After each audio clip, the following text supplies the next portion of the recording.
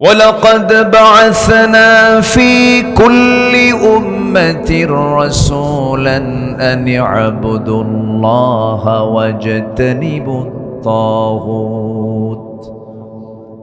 এই পৃথিবীতে যত আম্বিয়া কেরাম পাঠিয়েছি আমি আল্লাহ রাব্বুল আলামিন, সমস্ত আম্বিয়া কেরামদের মূল দায়িত্ব ছিল, দাওয়াত ছিল একটাই, সেটা হলো তোমরা ইবাদত করবে আল্লাহর, তাগুতকে তোমরা পরিহার করে চলবে, তাগুতকে তোমরা এড়িয়ে চলবে।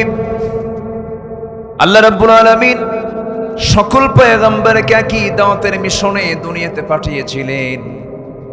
সেই ইবাদত আমরা আল্লাহর করব, নামাজ ইবাদত, রোজা ইবাদত, হজ ইবাদত, যাকাত ইবাদত, কিন্তু রাজনীতি ইবাদত না, ব্যবসা ইবাদত না।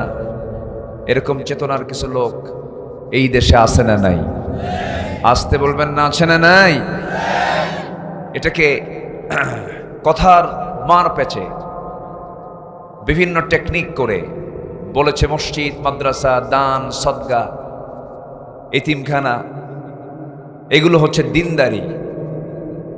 আর সচিবালয়, ক্যান্টনমেন্ট, গণভবন, বঙ্গভবন, সংসদ ভবন, রাজনীতি, এগুলো হলো দুনিয়াদারি। অর্থাৎ এগুলো দুনিয়াদারি আর ওগুলো হচ্ছে দিনদারি।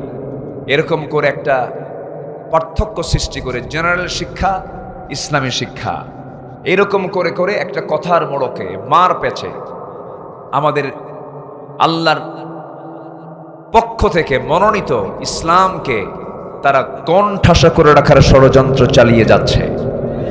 একটা মহল আছে না নাই? বলেন, আছে না নাই? আছে। এবং তাদের মুখ থেকে বের হয়েছে দীর্ঘ 16 বছর ইসলামে কোনো রাজনীতি নাই, ধর্মভিত্তিক রাজনীতি নিষিদ্ধ করার জন্য তারা বহু চেষ্টা করেছে। শেষ পর্যন্ত এই দেশে আরো বহু ইসলামী দল ছিল, 51টা দল ইসলামী, আরো তো নন ইসলামী দল আছে।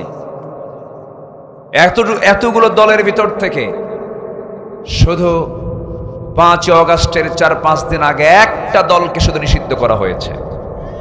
জানেন আপনারা? জানেন না? যে দলের মূল কথা হলো পৃথিবীর সব কিছু চলবে হলো ইসলাম দিয়া।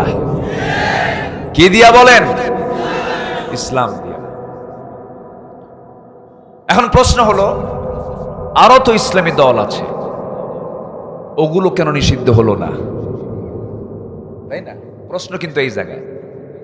এতগুলো দল থাকার পরে, নন ইসলামী দল থাকার পরে একটা দল কেন নিষিদ্ধ হলো? অঙ্ক কষতে হয়। ওয়াকিমুল ওয়াজনা বিল কিসত, ওজন ঠিক করো, অঙ্ক ঠিক করো। দুনিয়াতে যার অঙ্ক ঠিক আছে, আখিরাতে তার জান্নাতও ঠিক আছে। এই অঙ্কগুলো বুঝে নিতে হবে। মাত্র 4-5 দিন আগে একটা দলকে নিষিদ্ধ করা হয়েছে। সাধারণ মানুষ হককে না চিনতে পারলেও বাতিল শক্তি কিন্তু হককে ঠিকই চিনতে পারে। বাতিল শক্তি তারা হককে ঠিকই আঁচ করতে পারে। সম্মানিত বন্ধুগণ, সম্মানিত ভাইয়েরা, দীর্ঘ 16 বছর এই দেশে বহু ইসলামী দল, বহু আলেম ওলামা বিগত সরকারের তেলবাজি করে, তেল মেরে অনেক সুযোগ সুবিধা গ্রহণ করেছে। বাইতুল মুকাররমের খতিব হয়েছে। সম্মানিত বন্ধুগণ, যারা 16 বছর ইসলামী দল করে বিগত সরকারের পক্ষ থেকে একটা মামলা পেলেন না, গায়ে একটা আঁচড় লাগলো না, বুঝতে হবে মুনাফিক চেনার জন্য অন্য দেশে যাওয়ার দরকার নাই। আমার দেশি মুনাফিক দিয়ে ভরা আছে না নাই?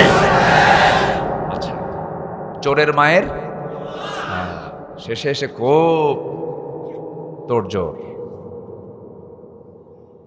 আবার রংপুর ভিত্তিক একটা দল আছে,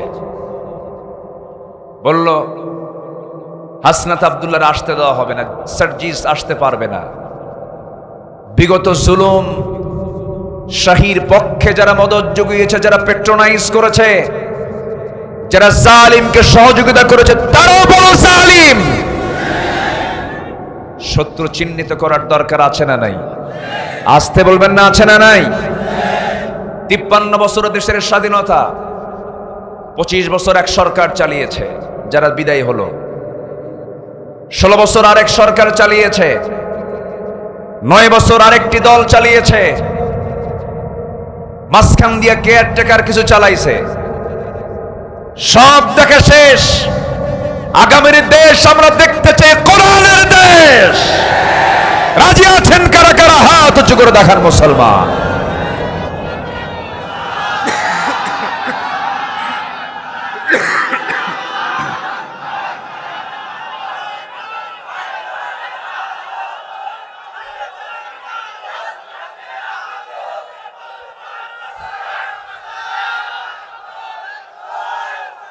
আল্লাহ কবুল করুন, জোরে বলি আমিন। কষ্ট হচ্ছে আপনাদের, কিন্তু আমার কষ্ট হচ্ছে যে আমি শেষ না হতেই, আমি শেষ করতে করতে মানুষের আশা ফুরাবে না। মানুষ কিন্তু আসতেছে, সবার শেষে এসে যে আসবে বলবে হুজুর কি ওয়াজ করলো, আসছে কিন্তু সবার শেষে। সম্মানিত ভাইয়েরা, যত বড় মাহফিল হয় উচিত হলো তত দ্রুত অল্প সময় সেই প্রোগ্রামটা শেষ করা। এটা শিখিয়েছেন মুহাম্মদ সাল্লাল্লাহু। আমার নবীজির সবচেয়ে শ্রেষ্ঠ ভাষণ ছিল বিদায় হজের ভাষণ। লম্বা না সংক্ষিপ্ত? সংক্ষিপ্ত। সংক্ষিপ্ত কথার মধ্যেই নির্যাস কথা থাকে, অতিরিক্ত কথা বলতে গেলেই ভুল সৃষ্টি হয়ে যায়। যে কোনো কথা লিখিত হলে আরো ভালো হয়, অলিখিত কথা আরো ভুল হয়। আমাদের দেশে তো বক্তৃতার কোনো কন্ডিশন নাই, যে যেমনে পারে না ভাই। কে কোন দিক দিয়ে এলো পাতারি মারে, মাঝখান দিয়ে একটা তাহিরি আসছিল, তাই না? এর নামটা নিতে আমি কি বলি আর, মানুষ তো আদম সন্তান। আল্লামা কামাল উদ্দিন জাফরির মতো মানুষের বিরুদ্ধে সে কথা বলেছে। আল্লামা কামাল উদ্দিন জাফরি, গত পরশুদিন আমার একটা ব্যক্তিগত প্রোগ্রাম ছিল, উনি আমার মাহফিল আমন্ত্রিত হয়ে এসেছিলেন। উনি সেই ব্যক্তি, যদি এদেশে 3 জন আলেমকে যদি কাউন্ট করা হয় তার নাম আসতে হবে। ওস্তাজুল আসাতিজা তার বিরুদ্ধে কথা বলেছে, বিরুদ্ধচারণ করে তাকে নেগলেন্সি করে কথা বলেছে। 2টা হারামাইনের তিনি সদস্য, জামিয়া ইসলামিয়া যেটা, জামিয়া মদিনা যেটা মদিনা ইউনিভার্সিটি, সেটারও তিনি সদস্য। তারপরে রাবেতা সহ বহু আন্তর্জাতিক ইসলামী সংস্থার সঙ্গে তার সম্পৃক্ততা আছে। একজন সফল একজন ব্যক্তি হচ্ছেন আল্লামা জাফরি। সে তার বিরুদ্ধে কথা বলে। আর তাহিরির ভক্তকে জানেন? আল্লামা শামীম ওসমান ওরফে তাহাজ্জুদ গোজার নারায়ণগঞ্জি।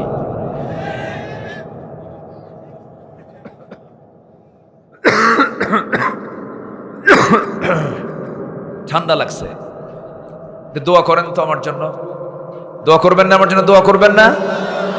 এই যে ঠান্ডা গরম, আওয়াজ নাই, আমি কি করব এখন? এখন শোনা যায়? শোনা যায় না? আমিও তো ভালো করে শুনতে পাই না। আমি বললে তো দোষ হয়।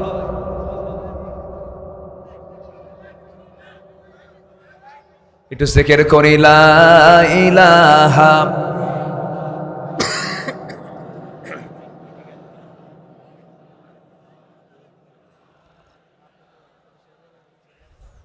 আরো জোরে লা ইলাহা।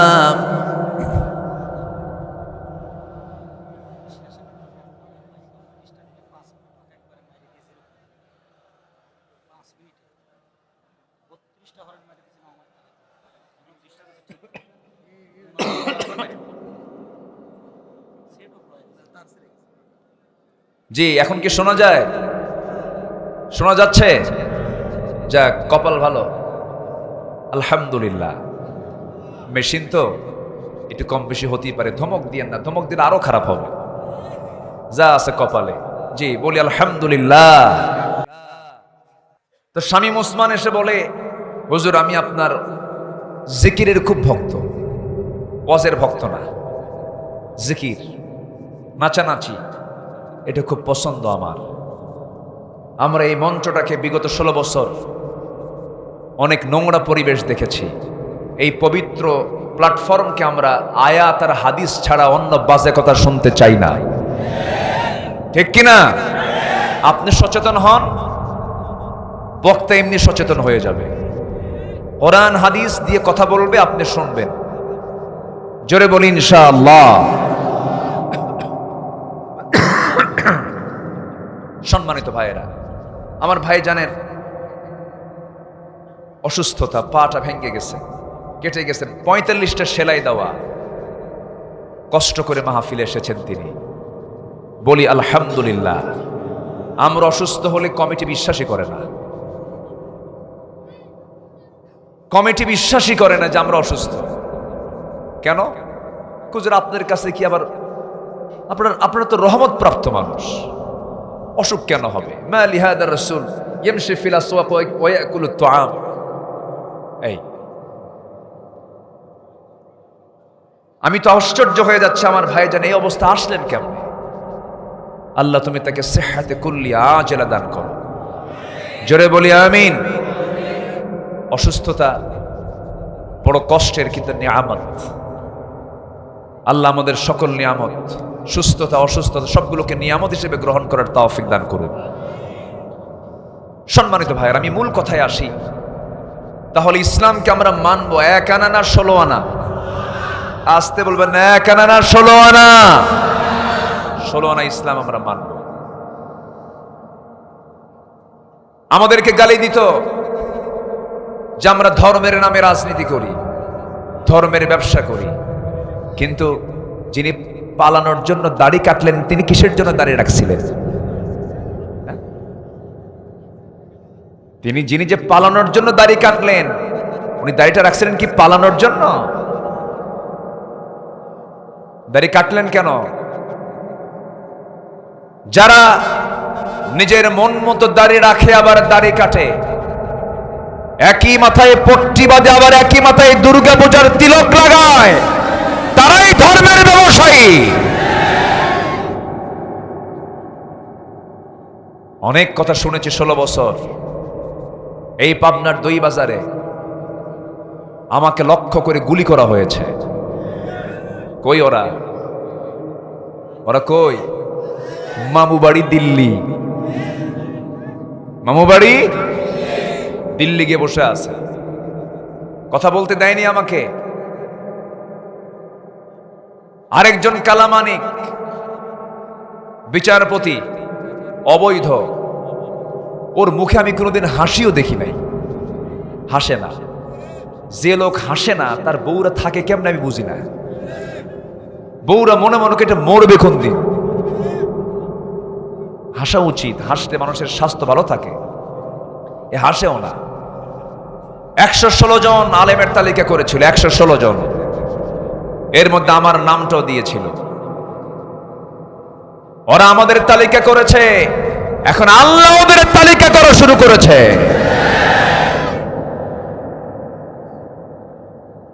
যারা জমিনে ফাসাদ সৃষ্টি করে আল্লাহ তাদের প্রতি লানত করেন। ইয়ালআনুহুমুল্লাহু ওয়া ইয়ালআনুহুমুল লাঈনুন। যারা ফাসাদ সৃষ্টি করবে তাদের প্রতি কি আল্লাহ লানত? আল্লাহ লানত। সিলেটবাসীকে ধন্যবাদ, তারা তাকে উত্তম মাধ্যম দিয়েছে, বিসি শুদ্ধ আউট করে দিছে। ধন্যবাদ তাকে। কি কষ্ট পাচ্ছেন নাকি আপনারা? আমরা হক নিয়ে থাকবো। ইসলাম আধা আধা ইসলাম মানব না, আমরা মানব পরিপূর্ণ ইসলাম। আমার রবকে, আমার নেতাকে, আবার বলেন আমার নেতাকে, মুহাম্মদ সাল্লাল্লাহু। আমার দল কি? আরো জোরে। আমার আদর্শ একজন, মুহাম্মদ সাল্লাল্লাহু। আদর্শের জায়গায় কোনো ব্যক্তিকে আনা যাবে না, আদর্শের জায়গায় কোনো নেতাকে আনা যাবে না। আমার আদর্শ একজন, এখানে ভাগ বসানো যাবে না। আমার আদর্শ হচ্ছেন মুহাম্মদ সাল্লাল্লাহু। বাস, তাহলে আমার রব, আমার নেতা, আমার দল সব ক্লিয়ার হয়ে গেল। এর মধ্যে যদি আমি থাকতে পারি আমি মুসলিম, আর যদি না থাকতে পারি আব্দুর রহমান নাম হলে কোনো কাম হবে না। নাম ইমান আলী, কি নাম? ইমান আলী, নামাজ পড়ে না। নাম হলো ফজর আলী, ঘুম থেকে ওঠে 10টায়, নাম কি রাখছে? ফজর আলী। নাম হলো হিম্মত আলী, সাইকেলের চাকা বাসটলি চিত হয়ে পড়ে। নাম হলো আতর আলী, পকেটে গাজার গন্ধ। নাম হলো বাদশা মিয়া, ভিক্ষা করে। নাম হলো খোকা মিয়া, বয়স 85 বছর। নাম দিয়ে কাজ হবে না। বংশগত কৌলিন্য দিয়ে কোনো লাভ হবে না। আল্লাহ রাব্বুল আলামিন বলেন, ইন্না খালাকনাকুম মিন যাকারিন ওয়া উনসা ওয়া জাআলনাকুম শুউবান ওয়া ক্বাবাইলা লিতাআরাফু ইন্না আকরামাকুম ইনদাল্লাহি আতকাকুম। আমি তোমাদেরকে বিভিন্ন গোত্রে গোত্রে বিভক্ত করেছি, তোমাদের বিভিন্ন ভাষা দিয়েছি, বর্ণ দিয়েছি, যেন তোমরা একে অপরকে চিনতে পারো। তবে তোমাদের মধ্যে সেই বান্দাগুলো আমার কাছে সবচাইতে বেশি সম্মানিত, যে বান্দাগুলো আমি আল্লাহ আমাকে সবচাইতে বেশি ভয় করে। জোরে বলি সুবহানাল্লাহ। বংশ দিয়ে কি করবেন? সৈয়দ দিয়ে কি করবেন? কুরাইশ বংশ দিয়ে কি করবেন? আবু জেহেল কোন বংশের বলেন? আমার রাসূল কুরাইশ বংশের। আবু লাহাব কোন বংশের? কুরাইশ বংশের।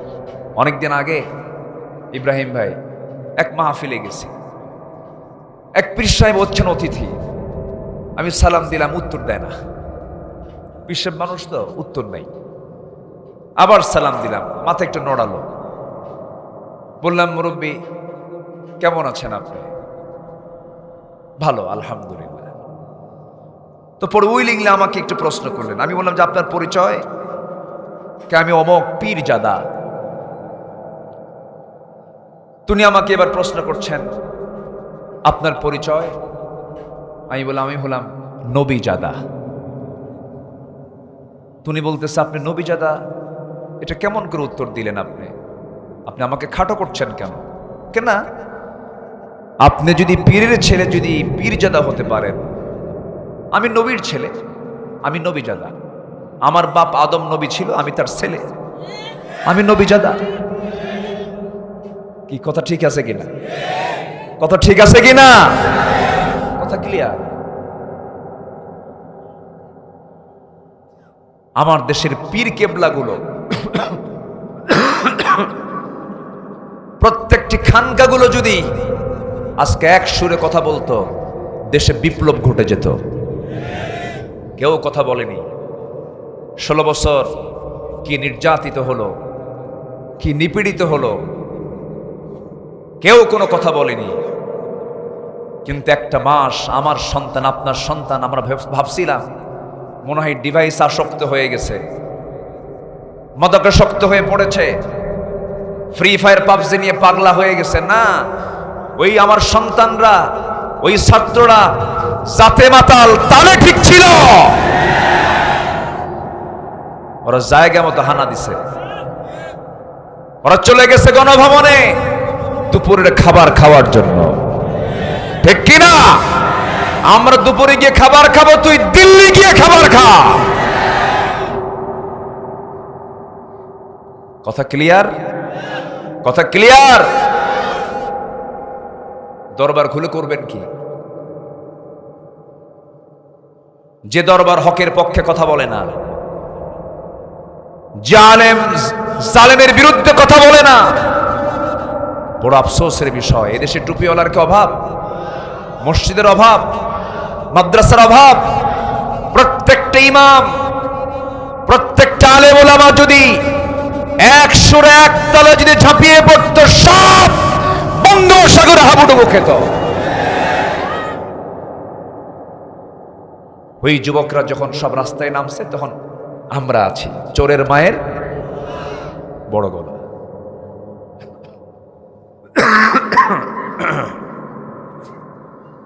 কষ্ট পাচ্ছেন নাকি আপনারা? আমরা হুকুম মানবো কার? এক জায়গায় না সব জায়গায়? ইসলামে দল আছে না নাই? রাজনীতি আছে না নাই? রসুল দেশের নাগরিক থাকবেন, আবু জেহেল রাষ্ট্র চালাবে, এটা হয়? আলেম ওলামা জগতের তারা সবচাইতে শ্রেষ্ঠ বান্দা, তারা ইন্নামা ইয়াখশাল্লাহ মিন ইবাদিহিল উলামা। আলেমরা হচ্ছে জগতের শ্রেষ্ঠ সন্তান, তাদেরকে পরিচালনা করবে মদখোর সুদখোর, এটা হতে পারে? আলেমদের সেই চিন্তাই নেই।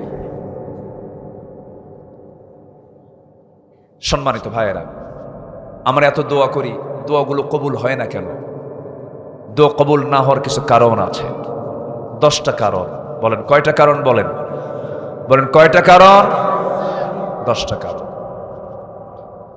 10টা কারণ আমি ব্যাখ্যামূলক হয়তো শেষ করতে পারবো না, চেষ্টা করব। নাম্বার 1 হলো যারা মুনাফিকি করে তাদের দোয়া কবুল হয় না। মুনাফিক বুঝে পাবনায় নাই? মুনাফিক পাবনায় আছে? এইদিকে নাই, এইদিকেও আছে। আচ্ছা, মুনাফিকি যারা করবে তাদের দোয়া কবুল হবে না। আল্লাহ রাব্বুল আলামিন মুনাফিকদের চরিত্র নিয়ে তিনি নিজেই বলে দিয়েছেন সূরা মুনাফিকুনের শুরুতে, ইন্নাল মুনাফিকিনা লাকাযিবুন। মুনাফিকরা হচ্ছে সবচাইতে বড় মিথ্যুক। সবচেয়ে বড় কি? মিথ্যুক। মুনাফিক কিন্তু কোনো কাফের হয় না, মুনাফিক কোনো মুশরিক হয় না, মুনাফিক কোনো অন্য ধর্মের লোক হয় না। মুনাফিক ব্যক্তিটা নামাজি হতে পারে, মুনাফিক ব্যক্তিটা রোজাদারও হতে পারে, মুনাফিক ব্যক্তি একজন দানবীর হতে পারে, কিন্তু সে মুনাফিক। এমন মুনাফিক নবীর যুগেও ছিল। নবীর পিছনে ইক্তেদা করেছে, 5 ওয়াক্ত নামাজও পড়েছে, চোখের পানি ফেলে ফেলে কেঁদেছে, নবীর বয়ান শুনে শুনে কাল ভরে চোখের পানি গড়ে গড়ে পড়েছে, নবীজিকে মোহাব্বতের কথাও বলেছে, কিন্তু তারা ছিল মুনাফিক। যুদ্ধের ডাক যখন এসে গেছে, নবীর পিছন থেকে তারা দৌড় মেরে বাতিলদের সঙ্গে মদদ জুগিয়েছে।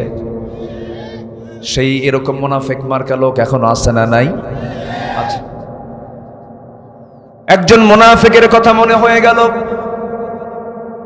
নবীজির পিছনে ইক্তেদা করেছে, নবীজির জীবদ্দশায় সে দুনিয়া থেকে বিদায় নিল।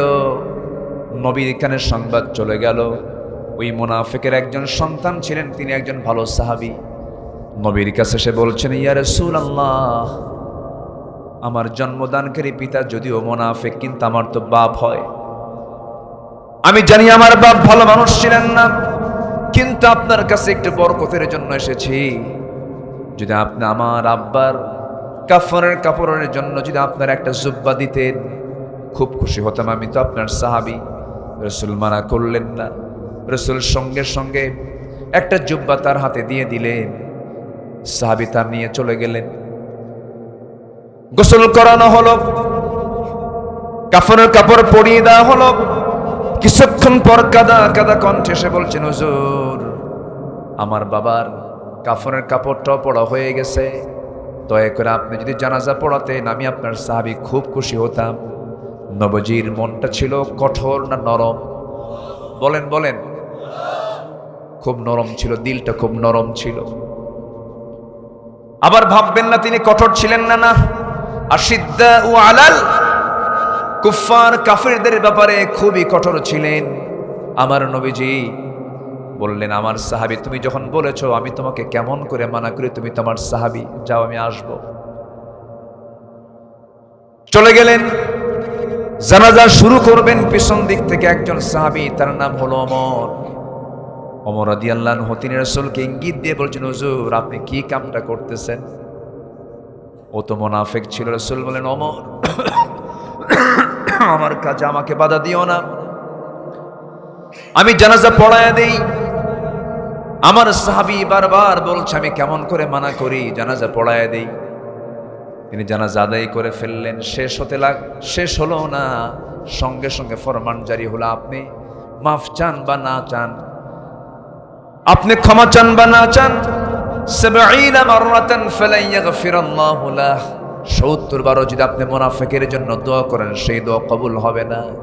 অর্থাৎ এখান থেকে স্পষ্ট হলো মুনাফিকের জন্য রাসূল দোয়া করেছেন, সেই দোয়াও কবুল করেন নাই। তিনি আমার কে?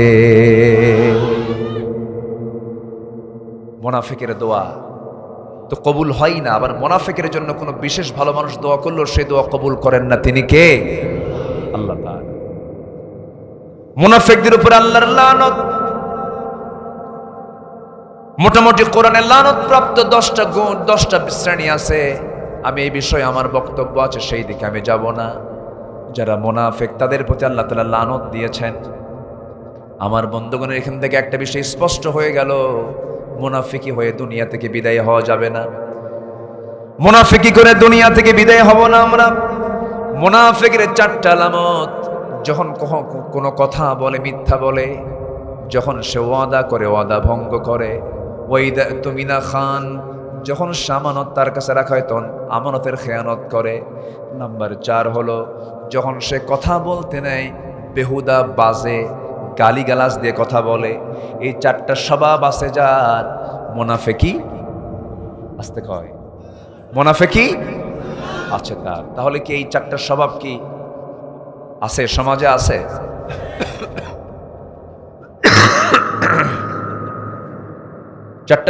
এই 4টা স্বভাব কি সমাজে আছে?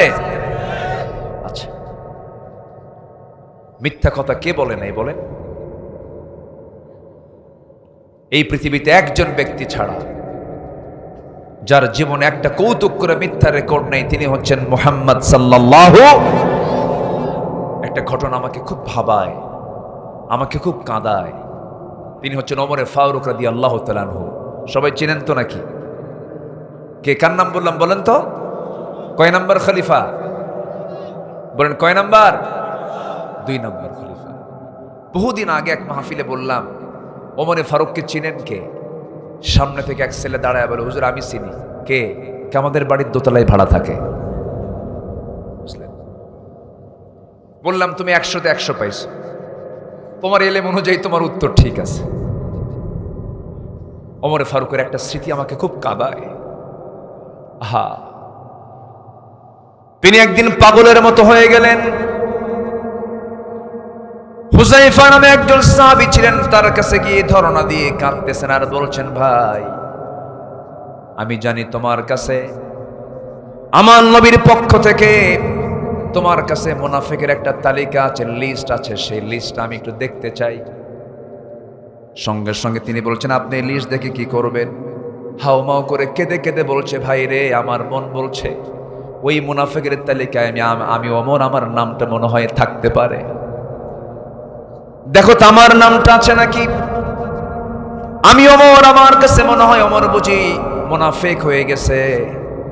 সঙ্গে সঙ্গে সেই সাহাবী বলছেন, ভাই ওমর আপনি কি সেই কথা ভুলে গেছেন নাকি? রাসূল আপনার শানে বলে দিয়েছেন ওমর ফিল জান্নাহ, ওমর জান্নাতের বাসিন্দা। জোরে কোন সুবহানাল্লাহ।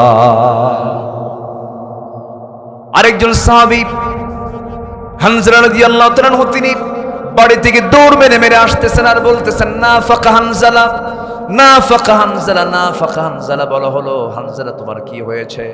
হানজালা মুনাফিক হয়ে গেছে।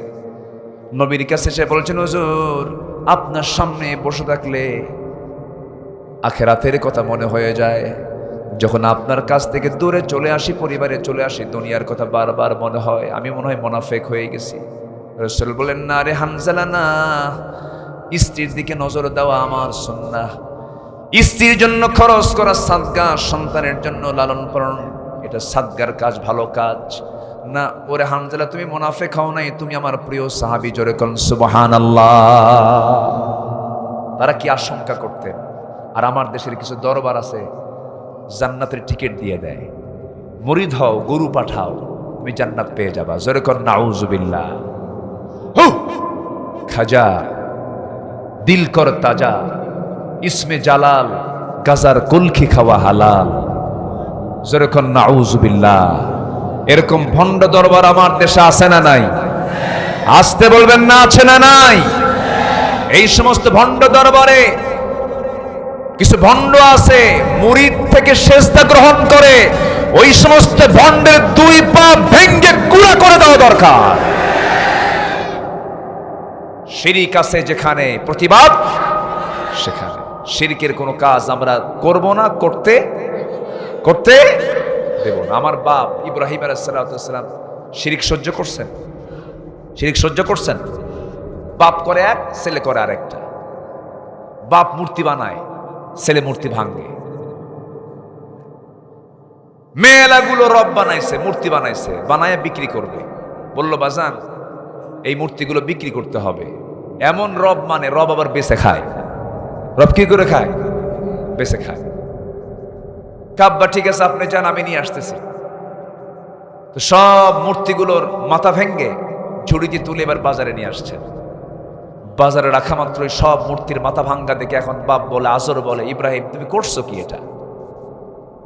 সব তো ভাঙচুর হয়ে গেছে। বলছে আব্বা কি বলবো, এই বিশাল ঘটনা। এই মূর্তিগুলো যখন ঝুড়িতে তুলে যখন মাথায় নিলাম, ওদের মধ্যে গৃহযুদ্ধ শুরু হয়ে গেল। আমি বললাম থাম, ওরা কথাই শুনলো না। উপর থেকে নামাতে নামাতে, মাথা থেকে নামাতে নামাতে দেখি সবগুলোর মাথা নাই। বাপ মনে মনে কয় কোন গ্রামার খাটাইছিস বুঝি না। আমার বাপ করলেন কি আর আমরা করি কি? আজরের ছেলে ইব্রাহিম মূর্তি ভাঙ্গে, আর ইব্রাহিমের সন্তান আজররা মূর্তি বানায়। ইব্রাহিমের সন্তান আমরা মূর্তি বানাই, ঠিক কিনা? যেরকম নাউজুবিল্লাহ। কষ্ট পাচ্ছেন নাকি আপনারা? ইবাদত কবুল হওয়া না হওয়ার পেছনে 10টা কারণ। 1 নম্বর হলো মুনাফিকি আমরা ছেড়ে দেব। জোরে বলি ইনশাআল্লাহ। কোন মিথ্যা নেতৃত্ব মানব না। যুবকরা তোমরা সাবধান থাকো। তোমার সামনে কোন মদখোর, বেনামাজি, লম্পট কোন নেতা যদি নেতৃত্ব দিতে আসে, মুখে সোজা থুতু মেরে দেবে, জুতা মেরে দেবে। দেখছি বহু কিছু, ওগুলোর ধারে পাশে আমরা যাব না। জোরে বলি ইনশাআল্লাহ। নাম্বার 2 হলো নামাজে অলসতা থাকা যাবে? আমার মনে হয় গোটা পৃথিবীর জরিপে দেখা যাবে একমাত্র বাংলাদেশে সবচাইতে বেনামাজি মুসলমান বেশি। পৃথিবীর কোন দেশে এত বেনামাজি মুসলমান নাই। এটা কিন্তু খুব মারাত্মক একটা নেগেটিভ সাইড। ফাখালাফা মিন বা'দিহিম খালফুন আদাউস সালাহ ওয়াত্তাবাউশ শাহাওয়াত ফাসাউফা ইয়ালকাউনা গায়্যা। আল্লাহ সবচেয়ে বেশি রাগ করেন যখন বান্দা নামাজ ছাড়ে। মা সালাকাকুম ফি সাকার ক্বালু লাম নাকু মিনাল মুসাল্লিন। বহু কথা আছে সূরা মারিয়াম, সূরা মুদ্দাসসিরে নামাজের ব্যাপারে খুব শক্ত কথা আছে। আল্লাহ বলতেছেন নামাজ ছাড়বি, তোকে জাহান্নাম দিয়ে আমি শান্তি পাবো না, তোকে জাহান্নামের গর্তের মধ্যে ঢুকায় ছাড়ো। যেরকম নাউজুবিল্লাহ। সে নামাজ আজকে নাই। নামাজ যে বাদ দেবে তার দোয়া কবুল হবে না। মুনাফিকি যে করবে তার দোয়া কবুল হবে না। নাম্বার 3, আল্লাহ রাসূলের চরম অবাধ্যতা যারা করবে তাদের দোয়া কবুল হবে না। ওয়া মাইয়াসিল্লাহা ওয়া রাসূলাহু ওয়া ইয়াতাআদ্দা হুদুদাহু ইউদখিলহু নারান খালিদান ফিহা ওয়া লাহু আযাবুম মুহিন। জোরে বলুন আল্লাহু আকবার। সূরা নিসা 14 নম্বর আয়াতে আল্লাহ রাব্বুল আলামিন বলছেন, যারা আল্লাহ এবং রাসূলের সঙ্গে যারা নাফরমানি করবে, সীমারেখা লঙ্ঘন করবে, তাদের জন্য অস্থায়ী জাহান্নাম না স্থায়ী জাহান্নাম। স্থায়ী জাহান্নাম। রাসূলকে নিয়ে বাজে কথা, আল্লাহকে নিয়ে বাজে কথা 16 বছর রুটিন ওয়ার্কের মতো ছিল, কোনো বিচার হয়নি। 16 বছর ওরা আমাদের তালিকা করেছে, এখন আমাদের তালিকা করার সময় হয়ে গেছে। একটা দলকে কয়েকদিন আগে নিষিদ্ধ করা হয়েছে, জানেন সবাই। সেই দলের একটা নেতা 90 দশকের দিকে জাহাঙ্গীরনগর ইউনিভার্সিটিতে সাংবাদিকদের ডাক দিয়ে মিষ্টি বিতরণ করে বলছে, আজকে আমার 100 নারী ধর্ষণ পূরণ হলো। সেই বদমাইশ মানিকের হায়াত এখনো আছে। এই সমস্ত কুলাঙ্গারদের ধরে ঝুলায় মেরে রক্ত মাংস হাড় হাড্ডি কুত্তা বিলাই দিয়ে খাওয়ানো দরকার। ওদের তালিকা করার এখন সময় হয়েছে। মহিলা হলগুলো, আমি ঢাবির ছাত্র ছিলাম, মহিলা হলগুলো যতটুকু জানতে পেরেছে ওরা বানিয়েছিল জোরপূর্বক করে। অসংখ্য নারীর সঙ্গে তারা এই ধর্ষণগুলো করেছে। সম্মানিত ভাইয়েরা, একটা অনুকূল পরিবেশ আমরা ফিরে পেয়েছি। যুবকরা, দেশটাকে সুন্দর করে তোমাদের গড়তে হবে। রাজি আছো তোমরা? যুবকরা, তোমরা রাজি আছো? ঘরে ঘরে নামাজ তৈরি করো, ঘরে ঘরে পর্দা তৈরি করো। গ্রামের বেগানা নারী যারা পর্দা করে না তাদের তালিকাও তৈরি করো। যারা নামাজ পড়ে না তাদের তালিকা তৈরি করো। দাওয়াত দাও, তোমার গ্রাম তুমি ঠিক করো, আমার গ্রাম আমি ঠিক করি। ৬৪,০০০ গ্রাম বাংলা যদি নামাজি আর পর্দার পরিবেশ ফিরে আসে, আগামীর দিন হবে ইসলামের দিন। জোরে বলি ইনশাআল্লাহ। নাম্বার 4, কষ্ট হচ্ছে আপনাদের? নাম্বার 4, আল্লাহর সঙ্গে শিরিক করা। যে শিরিক করবে তার দোয়া কবুল আজ থেকে হবে। ওর চাইতে সমস্যা। যে শিরিক করে তার কি চাইতে সমস্যা না? যাইয়া বাবার দরবারে যে শীত হয়ে পড়ে, বাবা বাঁচাও, ওর চাইতে সমস্যা। নাম্বার 5 হলো সামনে পেছনে যারা পরনিন্দা করবে তাদের দোয়া কবুল হবে না। ওয়াইলুল লিকুল্লি হুমাযাতিল লুমাযাহ। আল্লাহ রাব্বুল আলামিন স্পষ্ট করে জানিয়ে দিয়েছেন, যারা সামনে পিছনে যারা পরনিন্দা করে বেড়ায় তাদের দোয়া কবুল হবে না। হয়ে যাক। নাম্বার 6 হলো আল্লাহ থেকে ভুলে থাকা, মন্দ কাজের আদেশ দেওয়া, তাদের দোয়া কবুল হবে না। নাম্বার 7 হলো শয়তানের যারা পদাঙ্ক অনুসরণ করবে তাদের দোয়া কবুল হবে না। আল্লাহ তাআলা অনেক আয়াতে অনেকবার বহুবার বলে দিয়েছেন, সময় অল্প, রেফারেন্সগুলো টানতে পারলাম না। নাম্বার 8 হলো যে লোকগুলো সমস্ত ইবাদতগুলো মানুষকে দেখিয়ে দেখিয়ে করে, মানুষকে দেখিয়ে দেখিয়ে করার মতো কিছু লোক আছে না নাই? প্রিয় দেশবাসী, আমি এখন মদিনা মুনাওয়ারায় আছি, ওমরাতে এসেছি। সবাই আমার জন্য দোয়া করবেন, আমি যেন পবিত্র ওমরার কাজ সম্পন্ন করে দেশে ফিরে যেন সিনেমার বাকি কাজ সম্পূর্ণ করতে পারি। কি কথা কি বুঝতেছেন আপনারা? এই সমস্ত রিয়া যারা করবে তাদেরই কোনো ইবাদত কবুল হবে না।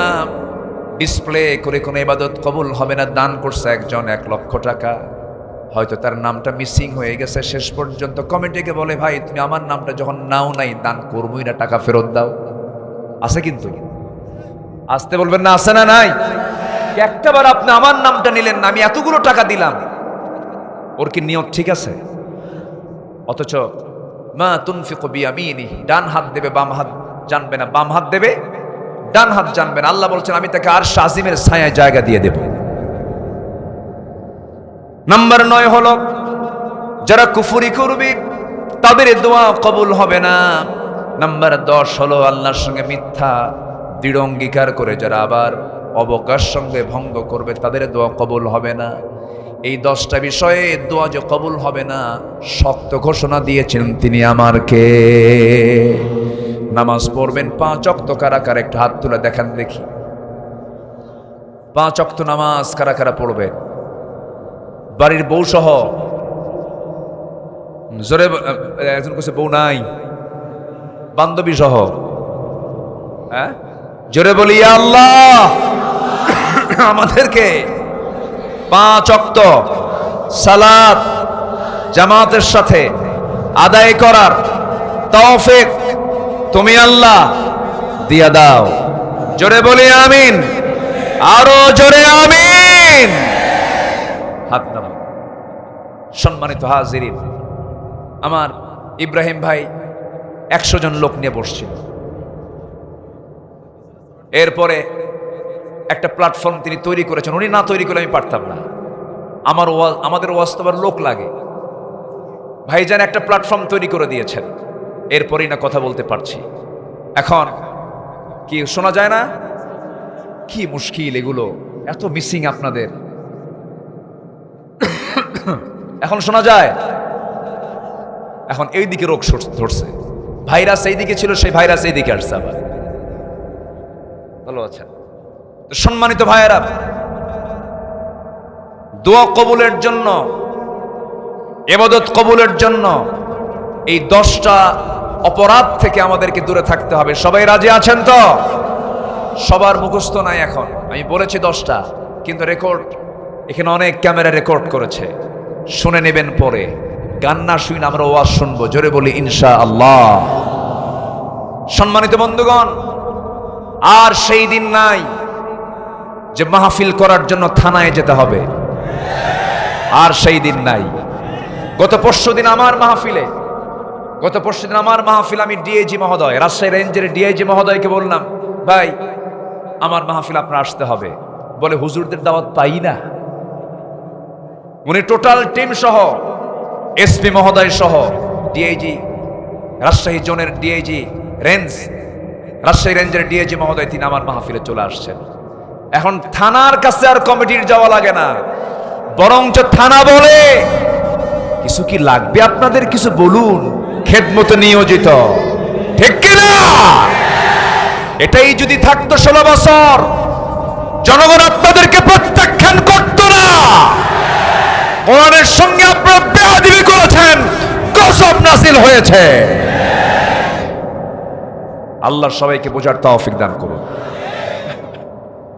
আমি আর কথা বাড়াতে পারছি না। আমার 9টায় আমার আলোচনা হলো রাজশাহীতে। বলেন, একটা পাখি আকাশে ওড়ে 1 ডানায় না 2 ডানায়, এবং সে দাওয়াত নিয়েছি 2 বছর আগে, আর এই মাহফিল নিয়েছি মাত্র 1 মাসও হয় নাই। আমি আসছিলাম, আমার ইব্রাহিম ভাই আমার চেয়ে গরম বক্তৃতা করেন। উনি যদি, আমি যাই, উনি যদি কথা শুরু করেন, থাকবেন না? দেখেন কি স্লো, থাকবেন না? আপনারা থাকবেন না? জোরে বলি ইনশাআল্লাহ।